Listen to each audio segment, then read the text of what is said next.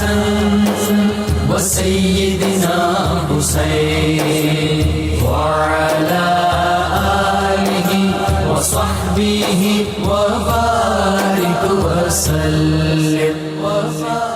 الحمدللہ رب العالمین والصلاة والسلام علی سید الانبیاء والمرسلین.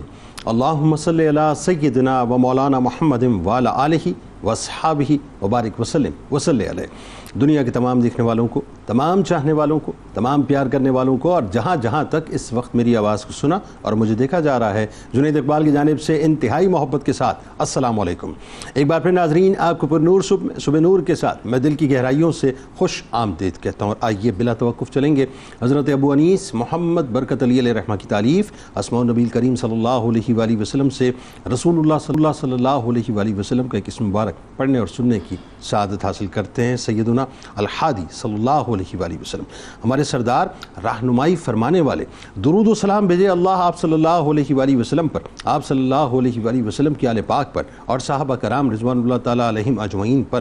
حضرت انس بن مالک رضی اللہ تعالیٰ عنہ سے روایت ہے، حضور نبی صلی اللہ علیہ وآلہ وسلم نے ارشاد فرمایا کہ جو شخص بھی جنت میں داخل ہوتا ہے وہ پسند نہیں کرتا کہ وہ دوبارہ دنیا کی طرف لوٹ جائے اور اسے دنیا کی ہر چیز دے دی جائے، مگر شہید اس کا معاملہ یہ ہے کہ وہ تمنا کرتا ہے کہ وہ دوبارہ دنیا میں لوٹ جائے اور بار بار اللہ کی راہ میں شہید کیا جائے. ناظرین کرام، آج جہاں بھی آپ کہیں بستے ہیں ہمارے ساتھ ضرور جڑے رہیے گا، کیونکہ آج غزوہ احد کے اسباب، اس کے پس منظر، حالات و واقعات اور اثرات و نتائج پہ بات کریں گے.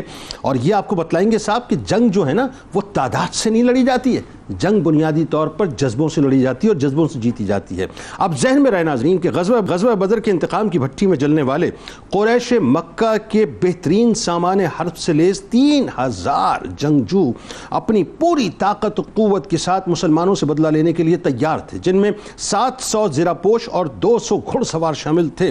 سواری اور باربرداری کے لیے 3000 اونٹ بھی انہوں نے جمع کر لیے تھے. شعراء اور ناچ گانے والے بھی لشکر میں موجود تھے اور حبشی غلاموں کو بھی فوج میں باقاعدہ شامل کیا گیا تھا. اور آپ جانتے ہیں کہ منافقین سے بھی قریش مکہ کے باقاعدہ خفیہ رابطے چل رہے تھے کہ کسی طرح سے مسلمانوں کو تحت کیا جائے. یعنی قریش مکہ اس مرتبہ اپنی فل فورس کے ساتھ اور اپنی مکمل پلاننگ کے ساتھ مسلمانوں پر چڑھائی کرنے کے لیے آ رہے تھے. قریش کی خواتین بھی اپنے مردوں کے قتل کا بدلہ لینے کے لیے بےتاب تھیں اور انہوں نے مسلمانوں کے لہو سے اپنے انتقام کی آگ بجھانے کی منتیں باقاعدہ مانگ رکھی تھیں. چنانچہ معزز گھرانوں کی خواتین بھی لشکر کا حصہ بنی. وہاں مصطفی انٹیلیجنس کے سربراہ جناب عباس علیہ السلام مکے سے قاصد کے ذریعے ساری اطلاعات رسول کریم صلی اللہ علیہ وآلہ وسلم کو بھیج رہے تھے. مسجد نبوی میں ناظرین مجلس شورا کا ہنگامی اجلاس ہوا. سرور دو جہاں صلی اللہ علیہ وآلہ وسلم کی سیکیورٹی سخت کی گئی. مدینہ پاک کو مکمل طور پر کارڈن آف کیا گیا. مجلس شورا مدینہ پاک میں رہ کر مقابلہ کرنا چاہتی تھی، یعنی یہ ان کی رائے تھی. نوجوان باہر نکل کر دشمن سے مقابلہ کرنا چاہتے تھے، یہ ان کی رائے تھی. لہذا نوجوانوں کے فیصلے کو ترجیح دی گئی اور باہر نکلنے کا فیصلہ کیا گیا. کائنات کے سپریم کمانڈر کو جناب صدیق اکبر اور جناب عمر فاروق رضی اللہ تعالیٰ عنہما نے لباس حرب پہنایا، زرہ کے ساتھ لگی چمڑے کی پیٹی پر تلوار لٹکائی، ڈھال پشت پر رکھی، سر مبارک پر امامہ باندھا. سپریم کمانڈر نے 1000 مجاہدین پر مشتمل لشکر کو 3 دستوں کے اندر تقسیم کیا. انصار کے قبیلہ اوس کا علم حضرت اسید بن عزیر رضی اللہ تعالیٰ عنہ کو عطا فرمایا. قبیلہ خزرج انصار کا علم جو ہے ناظرین حضرت حباب بن منذر رضی اللہ تعالیٰ عنہ کو عطا فرمایا، جبکہ مہاجرین کا علم حضرت مصعب بن عمیر رضی اللہ تعالیٰ عنہ کو عطا فرمایا. لشکر میں 100 زرے اور 2 گھوڑے تھے. ناظرین ابھی ذہن میں رکھیے گا، یعنی مسلمانوں کی حالت یہ تھی، امام الانبیاء اپنے گھوڑے پر سوار ہوئے، تلوار پہلے ہی حمائل تھی، ڈھال پشت پر موجود تھی. آپ صلی اللہ علیہ وآلہ وسلم نے کمان کو کاندھے پر ڈالا، ایک ہاتھ میں نیزہ پکڑا، پھر حمد باری تعالیٰ کے ساتھ کوچ کرنے کا آپ نے حکم فرمایا.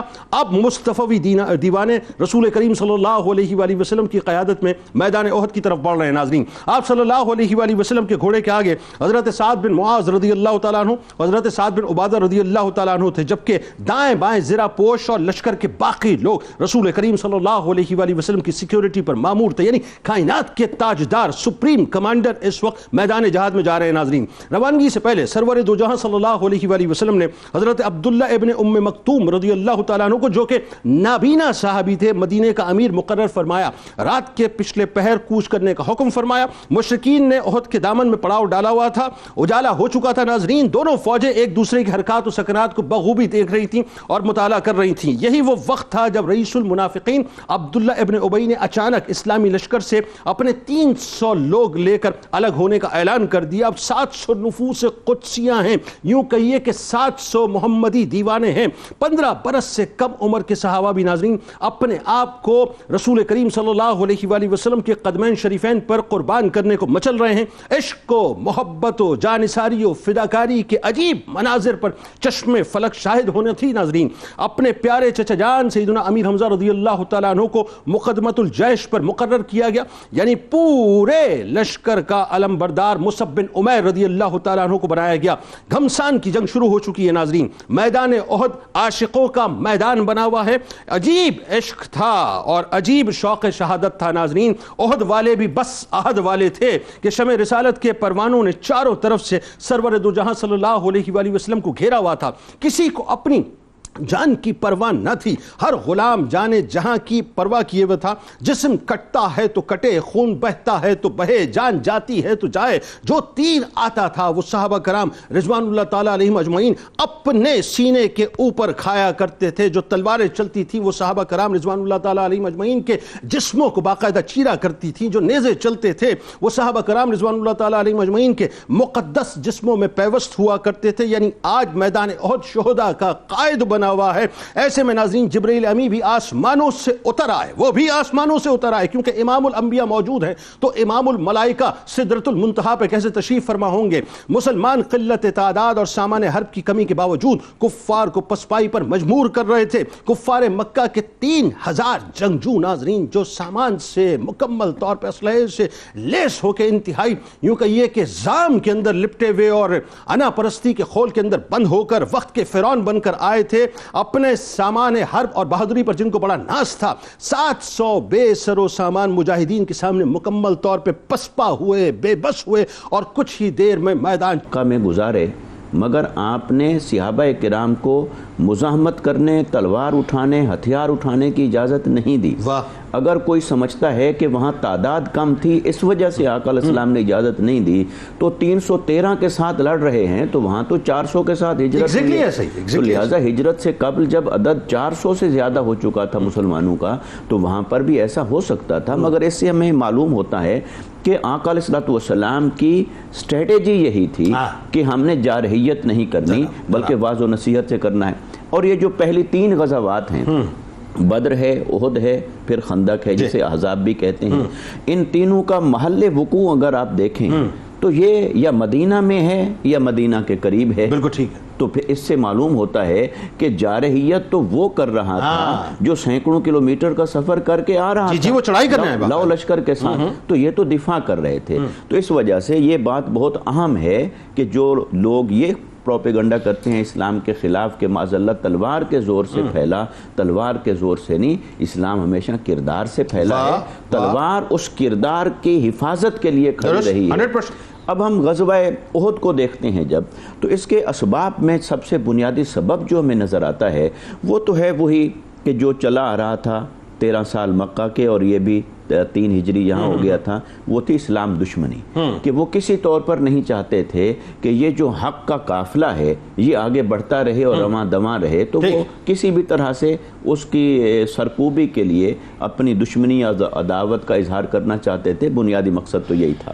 مگر جو معروضی حالات کے تحت ہم اسباب کا جائزہ لیں تو وہ سبب ان کا ہے بدر کے اندر شکست کھانا۔ بدر کے اندر جب ان کو اتنی شکست فاش ہوئی، وہ تو آئے تھے اس تکبر و رعونت کے ساتھ 1000 کا لشکر دے کر اور بڑے بڑے سردار لے کر کہ بس ہم گئے اور یہ معاذ اللہ سب کو ختم کر کے واپس آئے، اور ان کے ساتھ جو ہوا وہ تو انہوں نے نہ سوچا تھا نہ انہوں نے تصور کیا تھا۔ تو اس وجہ سے وہ جو شکست تھی اب وہ انہیں کسی طرح سے بھی چین نہیں لینے دے رہی تھی، وہ مضطرب تھے۔ دوسری اہم بات یہ تھی کہ اس میں بدر میں تقریباً 70 کے قریب کفار مارے گئے اور بڑے بڑے سردار مارے گئے۔ اس سے معلوم یہ ہوتا ہے کہ کم و بیش مکہ کے ہر گھر میں کوئی نہ کوئی مقتول واپس آیا۔ ایسے ہی تھا، ایسے ہی تو ہر ایک مقتول کا تعلق ایک گھر سے ہے، ایسے ہی تو پھر اس سے ہر گھر کے اندر ایک انتقام کا جذبہ پیدا ہوا، جی ایسے ہی، اور اس انتقام کے جذبے کو پھر بڑھاوا دیا گیا، پھر اس اشتعال کو پھیلایا گیا، مزید بڑھایا گیا، تو وہ ایک اشتعال بھی تھا اور اپنے مقتولوں کا بدلہ لینے کا ایک جذبہ بھی تھا، یہ بھی اس کا ایک سبب تھا۔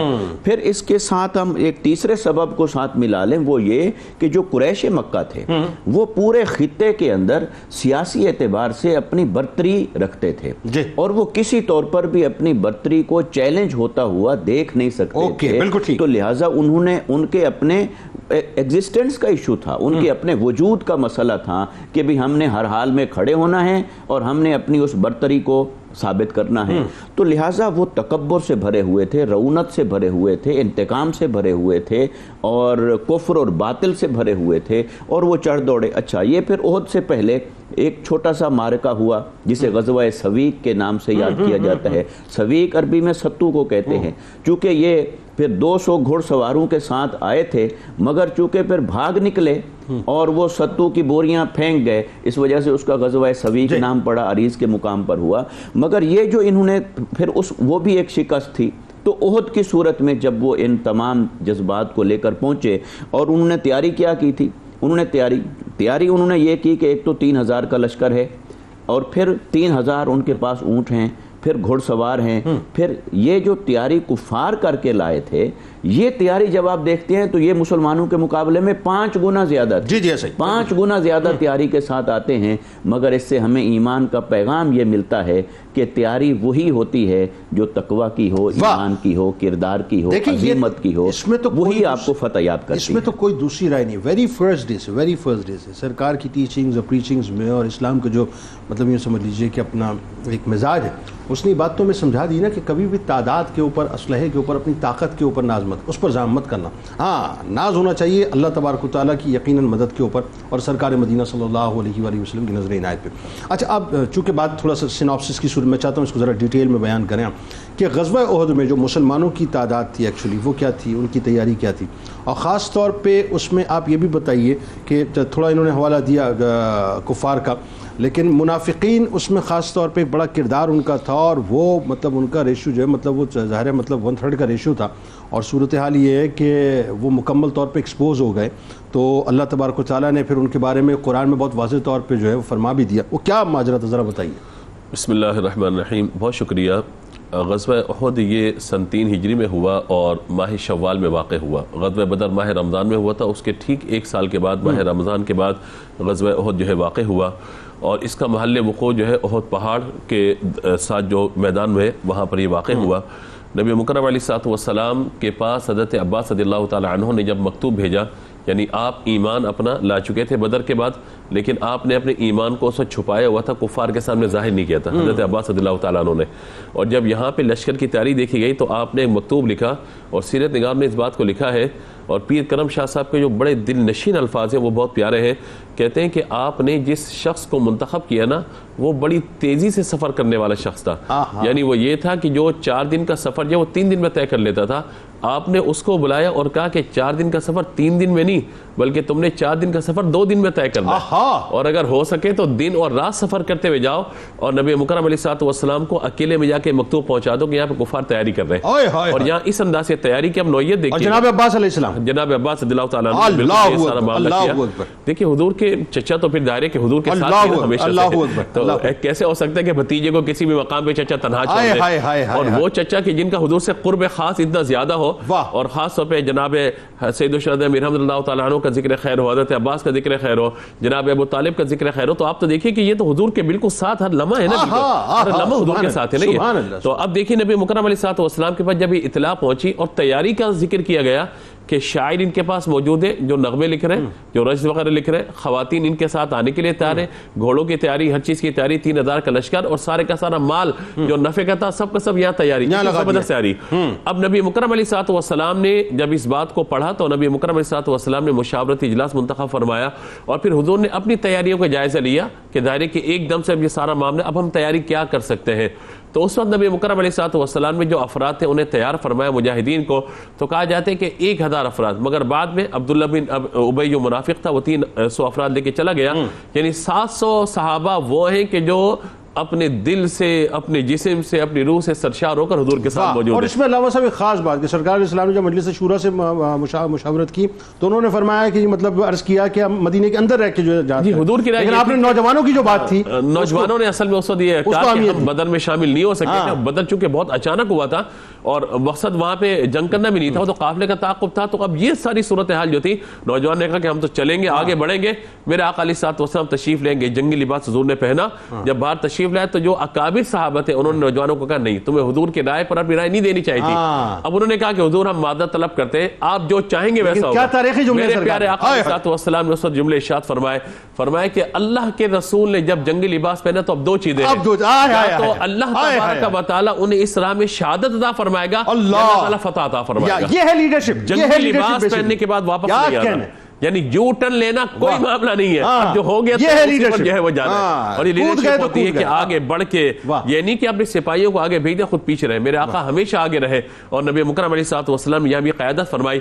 اب 700 افرادی جو ہم خاص احد کا وقوع دیکھتے ہیں، وہاں پہ 700 افراد موجود ہیں میرے آقا صلی اللہ تعالیٰ علیہ وآلہ وسلم کے ساتھ۔ اچھا اب یہ سارا معاملہ جب ہوا، اب مسلمان جب یہاں پہ جمع ہوئے تو دو لشکر آمنے سامنے ہیں، اب 300 افراد چلے گئے یہاں سے، اب 700 افراد رہ گئے۔ میرے آقا علیہ الصلوۃ والسلام نے خطبہ ارشاد فرمایا، جس کا ذکر انشاءاللہ آگے ہو جائے گا، اللہ تبارک و تعالی نے قرآن پاک میں ان لوگوں کا ذکر فرمایا کہ جو لوگ ان کو چھوڑ کے جا رہے تھے اور جو موجود تھے، ان دونوں گروہوں کا ذکر فرمایا یا ایھا الذین آمنوا لا تتخذوا بطانۃ من دونکم لا یعلونکم خبالا، فرمایا ایمان والو تم غیروں کو اپنا رازدار نہ بناؤ کبھی بھی، یعنی یہ چھوڑ کے تمہیں جا رہے ہیں، یہ تمہارے اپنے نہیں ہیں، یہ غیر، ان سے راز کی باتیں نہ کرو، یہ فتنہ انگیزی میں کبھی کمی نہیں کریں گے اور تمہیں سخت تکلیف پہنچانے کی خواہش رکھتے ہیں۔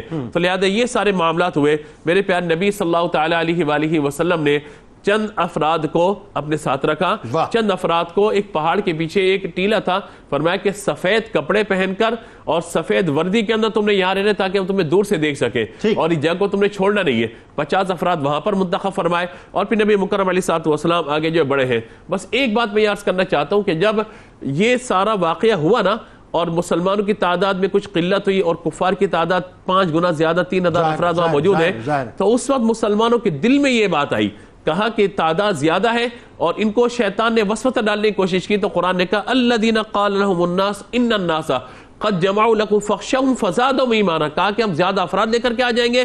مسلمانوں نے اس وقت یہ کہا حسبنا اللہ ونعم الوکیل، ہمارے لیے اللہ تبارک و تعالی کافی ہے، ونعم الوکیل، اور سب سے بہترین حفاظت کرنے والا ہے۔ اور یہی الفاظ سیرت گور لکھا ہے کہ نبی مکرم علیہ الصلوۃ والسلام کی زبان پر بھی جاری تھے کہ جو حضرت شیر پڑھا تھا، کافر ہے تو کرتا ہے شمشیر پہ بھروسہ، مومن ہے تو بے تیغ بھی لڑتا ہے سپاہی۔ اور اقبال نے اس کو یوں بھی لکھا تھا کہ صدق خلیل بھی ہے عشق، صبر حسین بھی ہے عشق، مارکہ وجود میں بدر و حنین بھی ہے عشق۔ واہ واہ واہ واہ واہ، سبحان اللہ۔ علامہ صاحب اب آئیے ذرا، جو ایک بڑا اس میں یوں کہیے کہ موٹیویشنل موقع ہے یہ، کیونکہ آج نوجوانوں کے اندر جو ہے نا، جو ہمارے یہاں خاص طور پہ عشق کی شدت اور حدت پہ ایک کوشچن مارک آتا جا رہا ہے، اللہ ماشاء اللہ، ظاہر ہے یہ تو اس میں کوئی دوسری رائے نہیں ہے کہ سرکار پر مر مٹنے والے پوری دنیا میں آج بھی اسی انداز سے موجود ہیں، بس صرف خدا نہ خواستہ خاکم بدین بات آ جاتی ہے تو اپنا سب کچھ لٹانے کو تیار ہوتے ہیں۔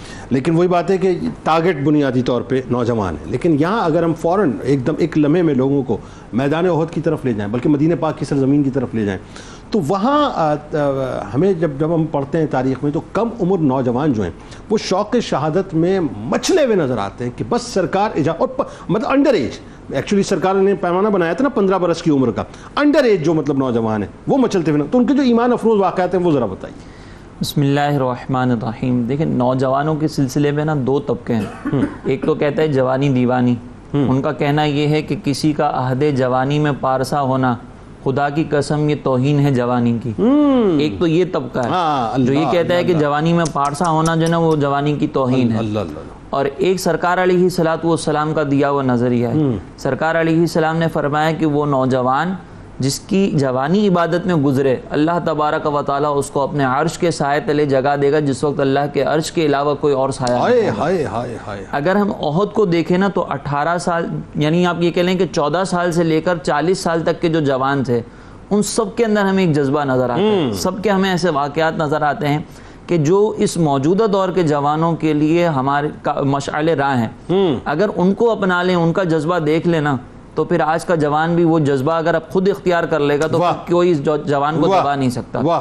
اس میں پہلا تذکرہ میں کرتا ہوں حضرت ابو طلحہ رضی اللہ تعالیٰ عنہ کا. ان کی ایج جو ہے اس وقت 35 سے 40 کے درمیان تھی. ٹھیک ہے.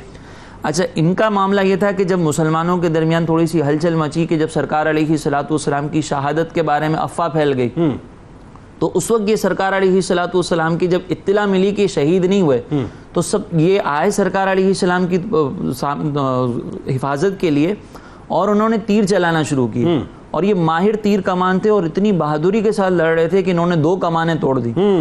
اب وہاں پر جب یہ سرکار علیہ السلام کی بارگاہ میں حاضر ہوئے اور سرکار کے دفاع میں تیر چلا رہے تھے تو ساتھ ساتھ ایک شعر پڑھ رہے تھے کہ نفسی لنفسک الفدا، کہ میری جان آپ کی جان پر فدا، وجہی لوجہک الوقا، کہ میرا چہرہ آپ کے چہرے کے لیے ایک سپر ہے، ایک ڈھال ہے. جب سرکار علیہ الصلوۃ والسلام کی بارگاہ میں وہ تیر چلا رہے تھے نا اور یہ شعر پڑھ رہے تھے تو سرکار علیہ السلام اٹھ کر کبھی دیکھتے تھے کہ تیر کس انداز سے چلا ہے تو انہوں نے کہا یا رسول اللہ آپ جھک جائیں، کہیں ایسا نہ ہو کفار آپ پر جو ہے وہ حملہ کر دیں. تو سرکار علیہ السلام نے ان کے یہ اشعار، ان کی یہ گفتگو سن کر کہا کہ ابو طلحہ کی تنہا آواز جو ہے وہ لشکر سے زیادہ کفار پر بھاری ہے، صرف ان کی آواز ہی اتنی زبردست تھی، یہ ان کا جذبہ تھا.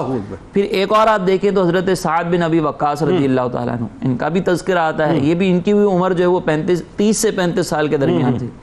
جب یہ وہاں پر آئے تو سرکار علیہ الصلوۃ، اور یہ وہ سعادت مند شخصیتیں ہیں کہ جو بطور خاص احد کے میدان میں ایک جملہ سرکار علیہ الصلوۃ والسلام کی طرف سے انہی کے لیے ظاہر ہوا.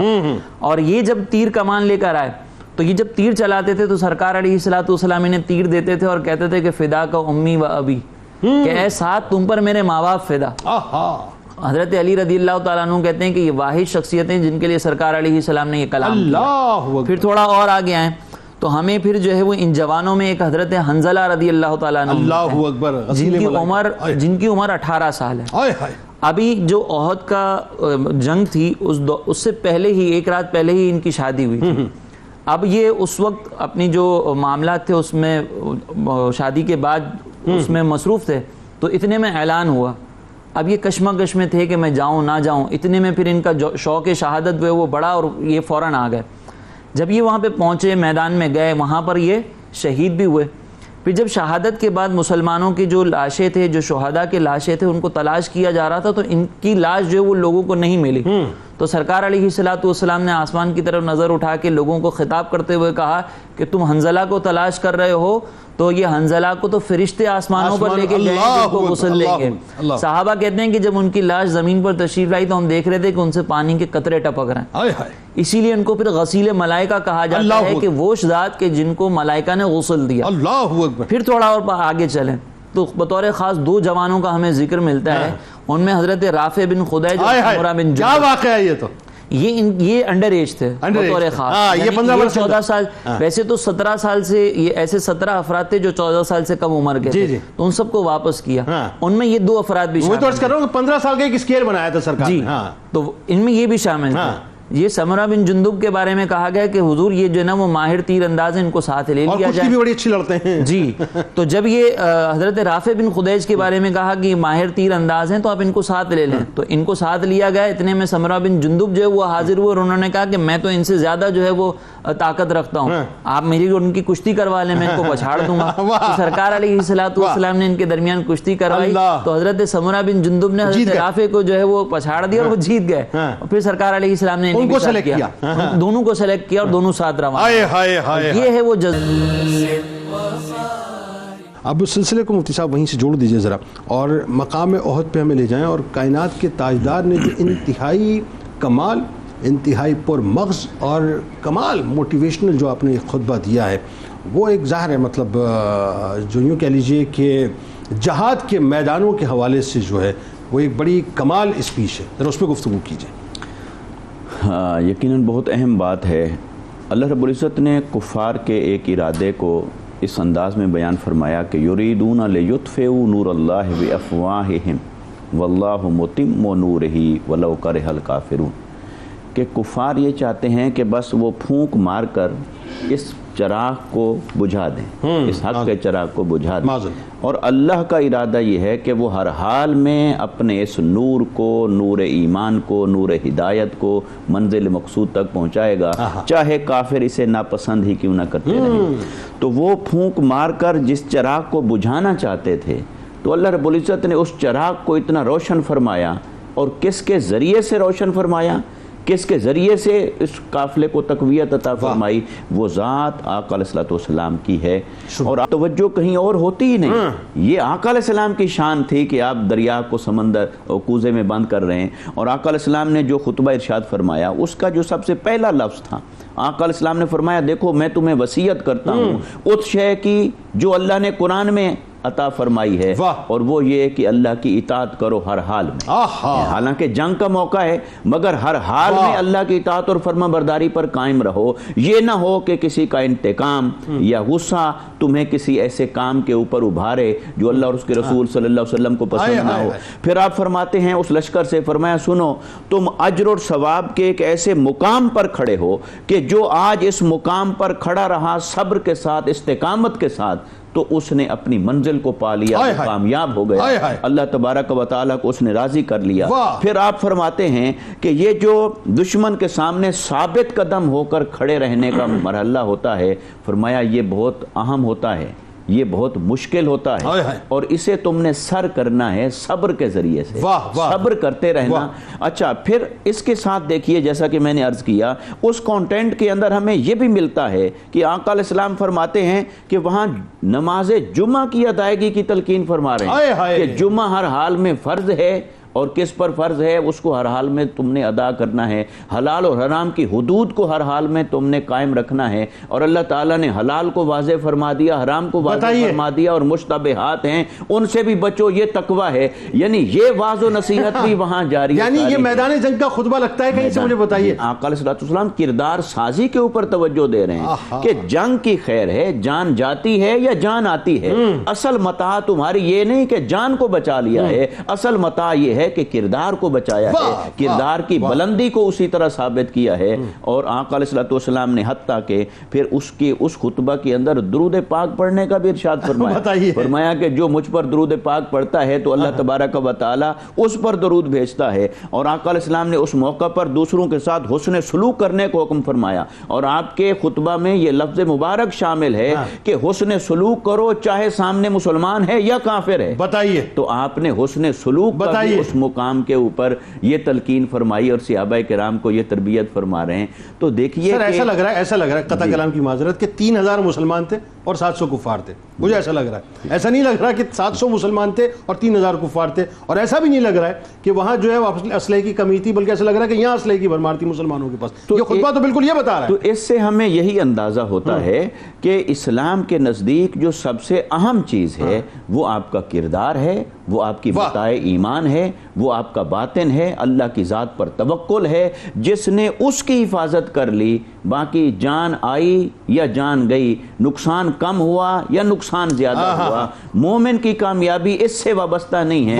مومن کی کامیابی اس سے وابستہ ہے کہ اس نے علامہ صاحب اب آئیے، اب جو بات ہو رہی ہے وہ ظاہر ہے منظرنامہ ہے غزوہ احد کا، اور بہت طویل منظرنامہ ہے۔ میں سمجھ سکتا ہوں کہ چند منٹس کے اندر بیان نہیں ہو سکتا، کیونکہ جو سوال میں فلوٹ کرنے والا ہوں وہ مجھے پتا ہے کہ وہ ایک ڈیٹیل مانگتا ہے۔ صحابہ کرام رضوان اللہ تعالیٰ علیہ مجمعین کی جو جان نثاریاں، ان کی قربانیاں، ان کی فداکاریاں، مطلب وہ ابروئے مصطفیٰ صلی اللہ علیہ وآلہ وسلم کو بار بار دیکھنا اور اسی پر اپنے آپ کو جو ہے کٹوانا، پیش کرنا، اور کفار کا پھر میدان چھوڑ کے جانا، ذرا بتائیے وہ کیا منظرنامہ تھا؟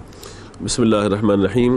دیکھیے ہر میدان میں آپ کو نظر آتا ہے کہ صحابہ کرام علیہم رضوان تو نبی پاک علیہ الصلوۃ والسلام پر، اسلام پر اپنی جان فدا کرنے کے لیے ہر لمحہ حاضر ہیں، لیکن یہاں جو ہمیں جان نثاری نظر آتی ہے نا، تو اس میں آپ یہ دیکھیے کہ جہاں کفار نے اپنی ایک حکمت عملی یہ قائم کی تھی کہ اب ہمیں مسلمانوں کو ختم کر دینا ہے، یعنی کتنی تیاری سے آئے تھے، تو اب مسلمان بھی تیاری سے آئے تھے کہ اب ٹھیک ہے بھائی، اب آنکڑا اب 2-2 کا ہو جائے، اب 2-4 کا معاملہ ہے نا، اب ہو جائے۔ بالکل بار بار پریشان، مکے میں نہیں رہنے دیا ہمیں، ہم حبشہ گئے وہاں نہیں رہنے دیا، اب مدینے آئے ہیں، ہم عبادت کر رہے ہیں، ریاست مدینہ قائم ہو رہی ہے، یہاں بھی ہم عبادت نہیں کرنے دے رہے، اب آ جاؤ ذرا مقابلے پر، گھوڑا بھی حاضر ہے، میدان بھی حاضر ہے، اب آؤ ذرا مقابلے پہ. لیکن یہاں اسلحہ نہیں تھا تیاری میں، یہاں اسلحہ تیاری، یہاں صرف جذبے تھے، یہاں جذبہ تھا نا. اور جذبہ بھی ایسا تھا کہ ٹھیک ہے اب آئیے ذرا، حسبنا اللہ ونعم الوکیل ہم نے پڑھ لیا ہے، اب آئیے ذرا مقابلے پر. اور اب ہم آتے ہیں آپ کے مقابلے پر. نبی پاک علیہ الصلوۃ والسلام جو حکمت عملی ایک سپہ سالار کی حیثیت سے متعین فرمائی. صحابہ کرام کا ذکر میں نے کیا کہ پیچھے 50 افراد تیر انداز، اور کہ کوئی پیچھے سے آ کر حملہ نہ کرے. یہاں حضور علیہ الصلوۃ والسلام آگے بڑھے اور نبی مکرم علیہ الصلوۃ والسلام نے انصار و مہاجرین کی صفیں ترتیب فرمائی اور کہا کہ اب ٹھیک ہے آگے بڑھے. اب دیکھیے کہ اس رات سے پہلے مسلمانوں کی کیفیت کیا ہے. بہت سارے واقعات ہیں، میں صرف ایک واقعہ جس سے پورا ایک منظر نامہ آپ کے سامنے آ جائے گا کیفیت کیا ہے.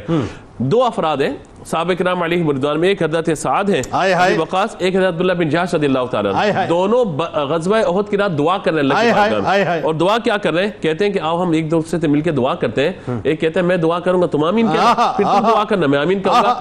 اب دونوں کی کیفیت دعا کی کیا ہے، یہی پورا واقعہ جو پورے منظر کو ہمیں بتا دیتے ہیں کہ کیا حالات. حضرت عبداللہ بن جحش کہتے ہیں کہ میں نے جو ہے حضرت سعد بن وقاص سے کہا وہ دعا کریں، ہر ایک اپنی ضرورت کے مطابق دعا کرے. پھر دونوں وہاں سے ہٹ کے کونے میں چلے گئے تنہائی میں، اور حضرت سعد نے دعا کی یا اللہ کل میرا مقابلہ ایک ایسے بہادر اور جری نوجوان سے ہو اور بڑا بہادر ہو. اور حضرت عمر رضی اللہ تعالیٰ عنہ، تو میں یہ عرض کرتا ہوں کہ یہ کوئی واقعات وہ نہیں ہے کہ ہم یہ کہیں کہ ٹھیک ہے اسٹوریاں ہیں سن لیں پڑھ لیں.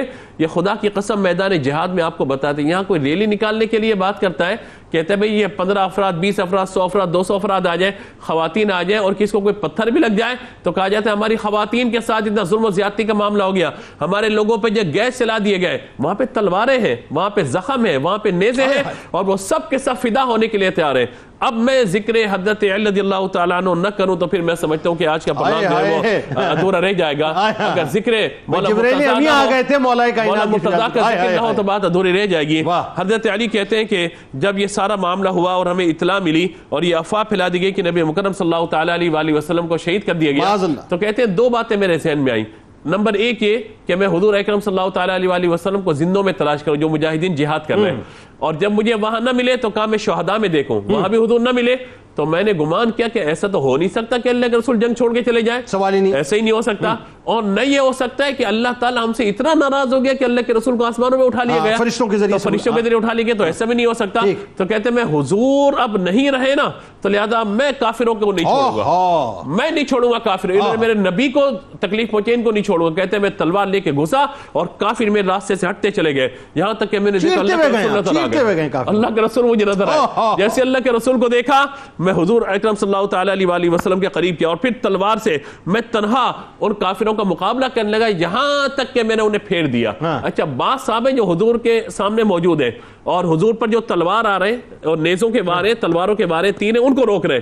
حضرت علی نے یہ کام نہیں کیا. حضرت علی آگے بڑھے، جو کافر تیر برسا رہے تھے ان کی طرف بڑھ گئے کہ تیر چلا کیسے رہو. ان کو جب ہٹایا راستے سے جبریل امین علیہ الصلوۃ والسلام تشریف لے آئے. اور جب یہ آپ نے ذکر کیا تھا کہ اللہ تبارک و تعالی کے محبوب بھی تشریف فرمائے، فرشتوں کے قائد بھی تشریف فرمائے، اس وقت میرے آقا صلی اللہ علیہ وسلم نے جملے ارشاد فرمائے تھے.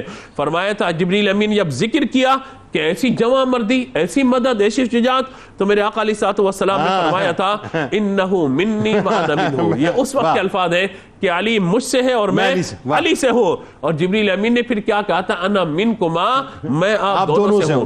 بس ایک جملہ محبت کا عرض کرنا چاہتا ہوں اہل بیت کے لیے کہ میں یہ کہتا ہوں کہ حضور حضرت علی کو فرمایا کہ علی مجھ سے میں علی سے، بات سمجھ میں آتی ہے. جبریل امین یہ کہہ رہے ہیں کہ میں آپ دونوں سے ہوں، اس کا مطلب یہ ہے کہ یہ وہ مخلوق ہے جو نظر بشری آتی ہے، اصل میں نورانی مخلوق ہے. ہاں بھائی کیا کہنے. بہت شکریہ، بہت شکریہ. اور یہی دعا ہے جی کل بروز محشر شہداء احد کا صدقہ ذکر کرنے والوں اور سننے والوں کو اللہ تعالیٰ عطا فرمائے، اور ہمیں یہ یہ طاقت اور قوت عطا فرمائے صاحب کہ ہم یہ مصلحت پسندی کا جو خول ہم نے جو چولہا بنیادی طور پہ اڑا ہوا ہے اس سے نکلیں اور یہ سمجھیں کہ دین اسلام ہم سے چاہتا کیا ہے. بنیادی طور پہ کتاب الشفا کی جانب آپ کو لیے چلتے ہیں. خاتمہ بالخیر ہونے کا وظیفہ آپ کو بتلاتے ہیں کہ جو شخص ہر فرض نماز کے بعد اول و آخر درود پاک کے ساتھ 11 بار سورہ فاتحہ کا ورد کرتا ہے تو اسے روحانی ترقی نصیب ہوتی ہے اور خاتمہ بالخیر ہوتا ہے. صدیق اکبر رضی اللہ تعالیٰ عنہ کا کمال قول مبارک ہے کہ جو قومیں اللہ کی راہ میں جہاد کرنا چھوڑ دیتی ہیں. دیکھیے صاحب میں ابھی بات یہ کر رہا تھا نا، یہ ہے کرکس سمجھ لیں ساری گفتگو کا، اور سمجھ لیجئے جناب صدیق اکبر رضی اللہ تعالیٰ عنہ نے کیا فرمایا کہ جو قومیں اللہ کی راہ میں جہاد کرنا چھوڑ دیتی ہیں تو پستی اور ذلت ان کا مقدر بن جایا کرتی ہے. دیکھ لیجئے آج مسلمانوں کے ساتھ کیا